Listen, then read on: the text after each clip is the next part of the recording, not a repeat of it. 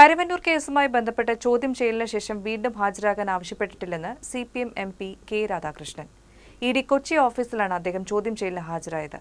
കരുവന്നൂർ കേസിൽ പലരും നൽകിയ മൊഴികളിൽ വ്യക്തത വരുത്താനാണ് ED തന്നെ വിളിപ്പിച്ചതെന്ന് അദ്ദേഹം പുറത്തിറങ്ങിയ ശേഷം മാധ്യമങ്ങളോട് പറഞ്ഞു.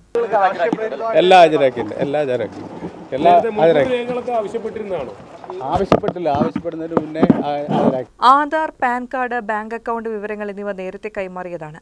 പോലീസ് മുറയിൽ ചോദ്യം ചെയ്യലല്ല നടക്കുന്നതെന്നും ജില്ലാ സെക്രട്ടറിയായി താൻ സ്ഥാനം വഹിച്ച 2.5 വർഷക്കാലത്തോ അതിനു മുൻപോ ശേഷമോ കരുവന്നൂർ ബാങ്കിൽ CPM ജില്ലാ കമ്മിറ്റിക്ക് നിക്ഷേപമൊന്നും ഉണ്ടായിരുന്നില്ലെന്നും കെ രാധാകൃഷ്ണൻ അറിയിച്ചു.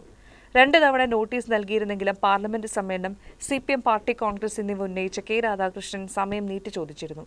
തുടർന്നാണ് പാർട്ടി കോൺഗ്രസിന് ശേഷം ഹാജരാകാൻ ED സമയം അനുവദിച്ചത്.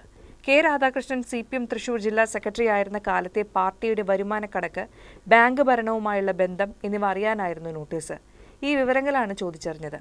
അതേസമയം ED വീണ്ടും വിളിപ്പിച്ചിട്ടില്ല എന്നും താൻ പ്രതിയാണെന്ന തരത്തിൽ പ്രചരിക്കുന്ന കാര്യങ്ങളിൽ അടിസ്ഥാനമില്ലെന്നും കെ രാധാകൃഷ്ണൻ വ്യക്തമാക്കി.